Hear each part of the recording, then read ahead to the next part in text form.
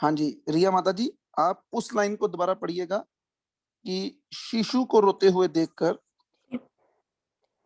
शिशु को रोते हुए देखकर चंद्रलोक के राजा को उस पर दया आ गई और उसने उसके मुंह में अपनी उंगली डालकर उसके प्राणों की रक्षा की।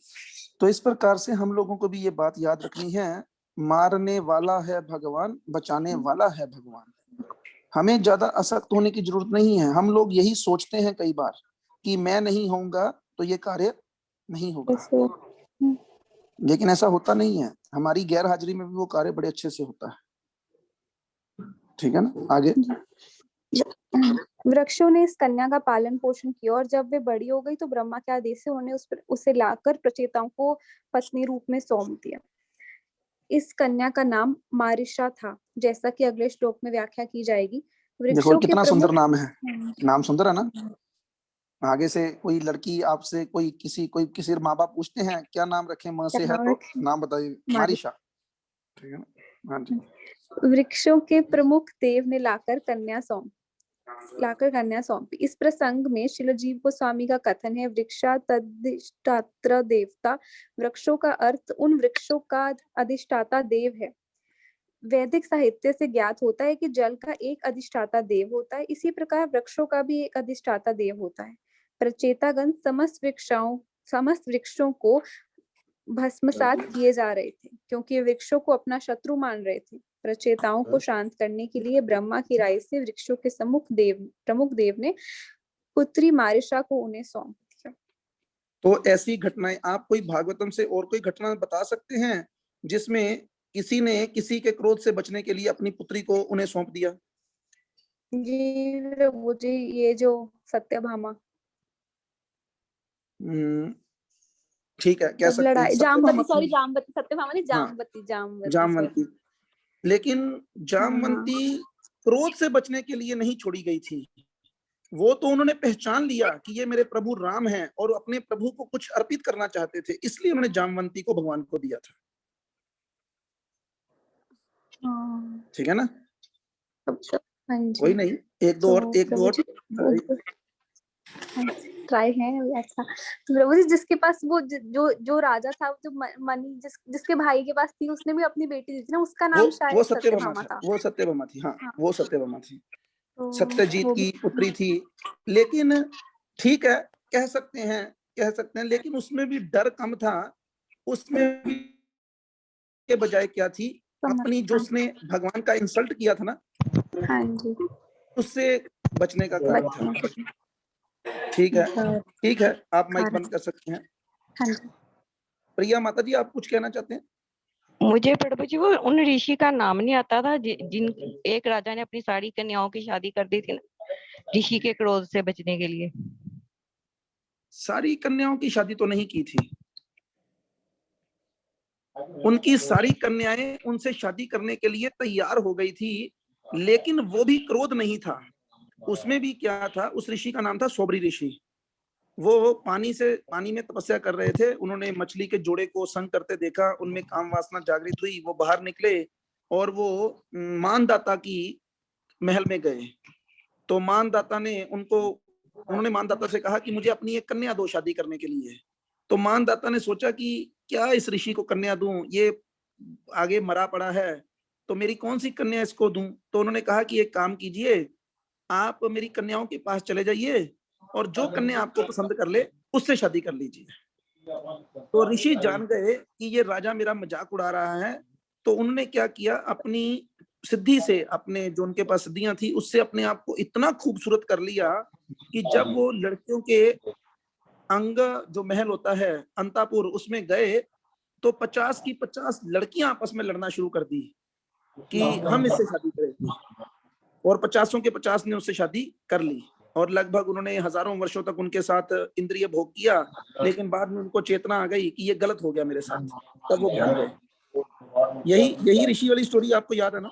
हाँ जी, हाँ जी। और एक और भी तो थी स्टोरी जिसमें वो ऋषि तपस्या कर रहे होते थे, उनकी आंखों में वो मार देते हैं ना, वो थी।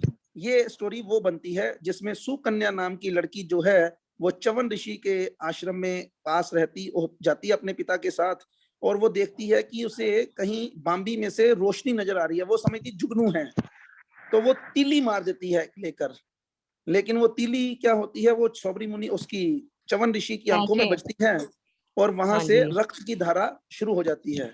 और जैसे ही वो रक्त की धारा शुरू होती है तो ये इसके पिता का पता नहीं क्या नाम था, पिता का नाम शायद इनका भी मानदाता था। अब भगवान जाने क्या कोई कंफ्यूजन हो गई बीच में। दिशा माता जी क्या नाम था उनके पिता का, वो सुकन्या की? हरे कृष्णा। नहीं प्रभु जी, निकल गया। ठीक है, आप खोल के ना इंटरनेट से या कहीं से देखिएगा उतनी देर, नहीं तो ये भी दिमाग शांत नहीं होता तब तक कि सुकन्या के पिता का क्या नाम था। ठीक है। तो अभी क्या हुआ कि उसका पिता को उधर रोग हो गया, उनका सबका बाथरूम रुक गया, जितने भी सैनिक थे सबका बाथरूम रुक गया। तब उनको पता चल गया कि कोई ना कोई घटना घट गई है। प्रिया माता जी, आप अपना माइक बंद कर सकते हैं। ठीक है प्रभु जी। तो लेकिन बाद में उन्होंने उस ऋषि के क्रोध को शांत करने के लिए क्या किया, अपनी लड़की सुकन्या को उनको दे दिया और उस लड़की ने भी वहां पे रहना स्वीकार कर लिया। तो इस प्रकार से शास्त्रों के अंदर ऐसी बड़ी घटनाएं आती हैं जिसमें दूसरे व्यक्ति के क्रोध से बचने के लिए फलाने व्यक्ति ने क्या किया, अपनी लड़की उसको भेंट स्वरूप अर्पण करती है।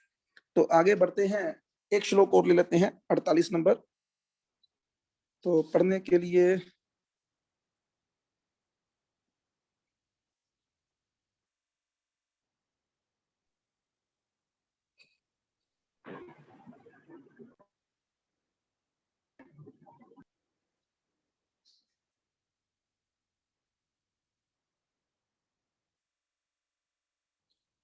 अमित प्रभु आप पढ़िए।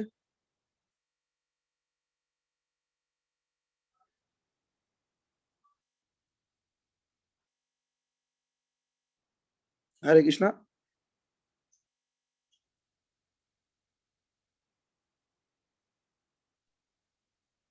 हरे कृष्णा प्रभु जी, वो हरे शरियाती कृष्णा। नाम था। शरियाती, ओके, मैं वही उसका मानदाता ने उसका और कुछ शरियाती, ठीक है, थैंक यू। प्रभु जी, इसमें वो भीष्म पितामह जी की भी आएगी, वो अम्बा बालिका को ले आए थे। हाँ, लेकिन उसमें उसने बचने के लिए नहीं दिया था, उसने तो उड़ा ली वहां पे, उसने वो बाकियों को थोड़ा किडनैप कुछ, करने वाला वो हिस्सा तीन था। उड़ा के ले, हाँ वो तीन उड़ा के ले आया, उसमें डर नहीं था राजा का। ठीक है, ठीक है, अमित प्रभु आप सुन पा रहे हैं? ठीक है, नहीं सुन पा रहे शायद। नीरज माता जी आप पढ़िए। हरे कृष्ण। हरे कृष्ण। ब्रह्मा के आदेश से समस्त प्रेताओं ने उस कन्या को अपनी पत्नी के रूप में स्वीकार कर लिया। इस कन्या के गर्भ से ब्रह्मा के पुत्र दक्ष ने जन्म लिया। दक्ष को महर्षि के गर्भ से इसलिए जन्म लेना पड़ा क्योंकि उसने महादेव जी शिव जी की आज्ञा का उल्लंघन किया तथा अनादर किया था। फलतः उसे 2 बार शरीर त्याग करना पड़ा। देखिए, ये है वैष्णव अपराध करने का नतीजा। इतवार को जब मैंने मंदिर से कथा की थी तब भी मैंने इस घटना का वर्णन किया था कि पहले जो दक्ष था वो ब्रह्मा जी से उत्पन्न हुआ था, किसी माँ की योनि से नहीं। लेकिन क्योंकि उसने शिव जी का अपराध कर दिया तो यहाँ पर लिखा 2 बार शरीर त्याग करना पड़ा। तो 2 बार कैसे करना पड़ा त्याग? एक बार तो समय लगती, 2 बार कब करना पड़ा उसको? एक बार फिर उस शायद जब उसको उन्होंने जब उसका सिर काट दिया था तो दूसरा सिर लगा दिया था शायद इसलिए। एक बार उसका मर गया था वो, लेकिन बाद में शिव जी ने क्या किया, बकरे का सिर लगाकर उसको जीवित कर दिया। लेकिन बाद में उसे वो बकरे का सिर अच्छा नहीं लगा, अपने ऊपर जचा नहीं उसको, जब वो बाल कंघी करता होगा उसको जचता नहीं होगा वो, तो इसलिए उसने क्या किया, उसको भी त्याग दिया। हाँ जी, आगे। तात्पर्य शिला प्रभुपाद के द्वारा, जगत गुरु शिला प्रभुपाद की जय। इस प्रसंग में महद अज्ञानात शब्द महत्वपूर्ण है। राजा दक्ष ब्रह्मा के पुत्र थे, अतः पूर्व जन्म में वे ब्राह्मण थे, किंतु महादेव जी का अपमान या अनादर करके अब्राह्मण की तरह आचरण करने के कारण उन्हें क्षत्रिय के वीर्य से जन्म लेना पड़ा, अर्थात वे प्रेताओं के पुत्र बने। यही नहीं, शिव का अनादर करने के कारण उन्हें स्त्री के गर्भ में जन्म धारण करने का कष्ट सहना पड़ा। एक बार वे शिव जी के अनुचर वीरभद्र द्वारा दक्ष की यज्ञशाला में मारे गए।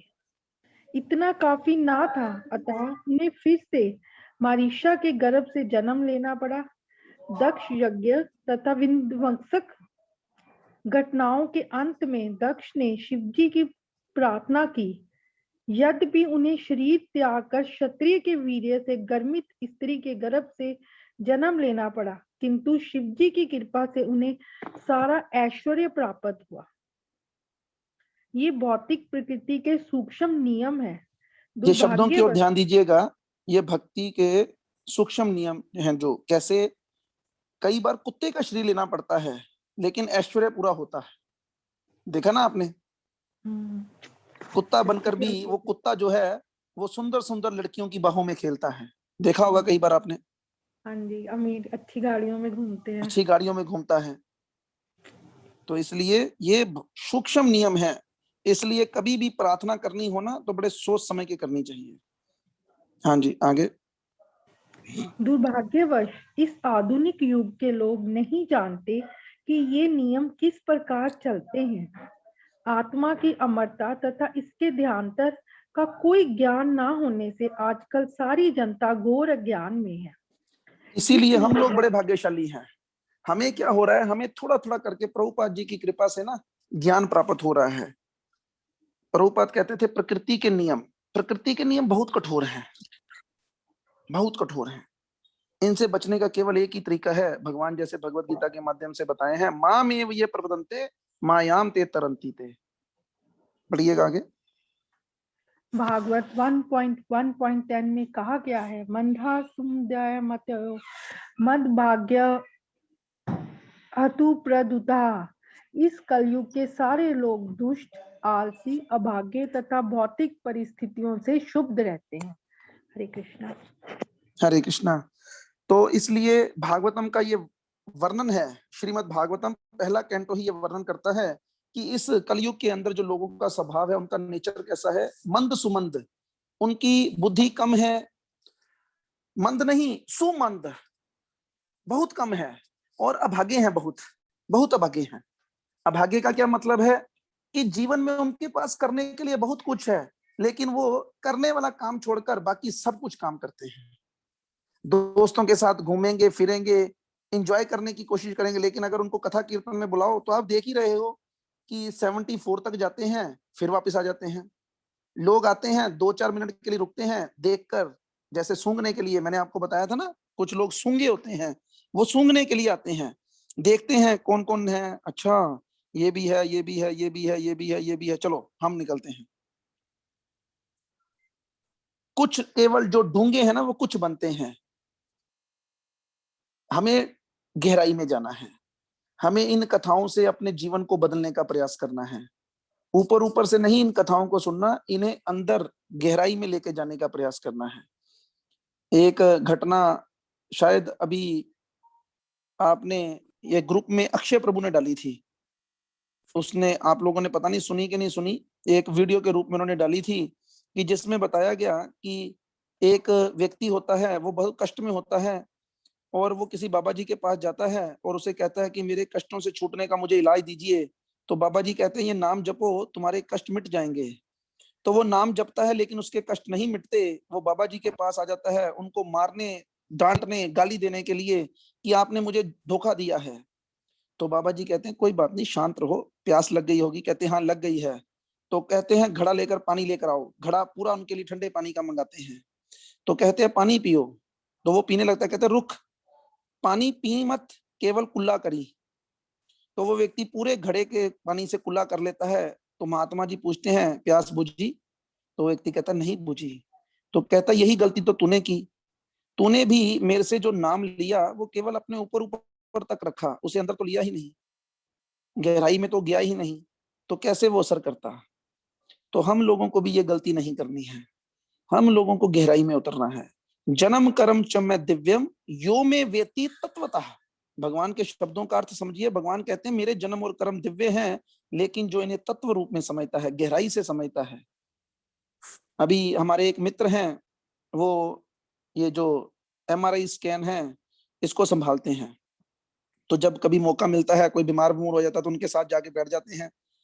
तो अभी देखो वो कितनी गहराई से सर्च कर लेते हैं कि आपके दिमाग की इस नस को थोड़ा सा प्रेशर पड़ गया है, आम व्यक्ति नहीं जान सकता इस बात को, लेकिन वो अपने काम में परफेक्ट हैं। इसी प्रकार जब भक्ति की बातें आती हैं तब हम क्या कहते हैं, आहा, सब एक हैं, एंजॉय करो, सब एक हैं, भगवान को भगवान की जगह रखो, उन्हें ज्यादा अपने जीवन में मत लाओ। ये गलत है। भगवान भगवत गीता के माध्यम से बताते हैं, मुझे तत्व रूप में जानने से तुम्हें क्या मिलेगा, त्यक्त्वा देह पुनर्जन्म नैति मामेति सो अर्जुना। हे अर्जुन, जो व्यक्ति भी मेरे जन्म और कर्म की दिव्यता को तत्व रूप में जान लेगा, वो दोबारा इस पुनर्जन्म के चक्कर में नहीं पड़ेगा। हम जब कीर्तन करने के लिए गए तो 4 लड़के थे, तो मैंने उनसे पूछा, ये तो हम हर जगह पूछते हैं, हु आर यू, सब जगह फेल हो जाते हैं लोग, लेकिन आज मैंने उनसे पूछा कि भगवान का जन्म कहाँ हुआ था, तो किसी को नहीं पता था। तो मैंने पूछा कि भगवान ने भी माँ की गर्भ से जन्म लिया, कहते हाँ। तो मैंने उनको बताया कि नहीं, भगवान चतुर्भुज रूप में प्रकट हुए थे। यही बात हम लोगों को पता नहीं है। इसी प्रकार जो भगवान ने लीलाएं की, भगवान ने माखन चोर बने, लेकिन लोग जानने की कोशिश ही नहीं करते, क्या सच में भगवान चोरी करते थे? क्या सच में भगवान ने स्त्रियों के कपड़े चुराए थे? लेकिन जब उन मूर्खों को बताया जाता है कि भाई जब भगवान ने स्त्रियों के कपड़े चुराए थे ना, तब भगवान की उम्र केवल 6 वर्ष की थी, और 6-7 वर्ष के बच्चे के साथ तो मां नग्न स्नान कर लेती है। उस 6 साल के बच्चे को स्त्री और पुरुष का भेद ही नहीं होता, लेकिन फिर भी लोग इन बात। तो कल और परसों भी थे हमारे ये मित्र राजीव प्रभु जी। कल मैं इनकी आवाज को सुन नहीं सका, कुछ ज्यादा आवाज आ गई पीछे से हरे कृष्णा की, तो इसलिए मैं इनकी आवाज दब गई। तो आज मैंने इनसे पूछा सुबह कि प्रभु जी आप ही थे, कहते हैं मैं ही था। तो इसलिए इनका हार्दिक स्वागत करते हुए हम हरे कृष्ण महामंत्र का उच्चारण करेंगे। हरे कृष्ण कृष्ण कृष्ण हरे हरे, हरे राम राम राम हरे हरे। और भी लोग आते हैं, मैं देख रहा हूँ कुछ थोड़ी थोड़ी देर के लिए लोग आते हैं, तो हार्दिक स्वागत है सब लोगों का, जो भी लोग इस कथा को सुन रहे हैं। जैसे अभी एक विनोद उत्पल जी भी हैं, लेकिन वो मुझे सुन नहीं पाएंगे क्योंकि उनका इंटरनेट ऑडियो ऑन नहीं है। इस प्रकार से और भी कुछ लोग हैं जो नए नाम इस वक्त नजर आ रहे हैं, तो सबका हार्दिक स्वागत करते हैं। सब लोगों का दिल से हार्दिक स्वागत है, और उन सब के लिए एक बार हम लोग हरे कृष्ण कृष्ण कृष्ण हरे हरे, हरे राम राम राम हरे हरे।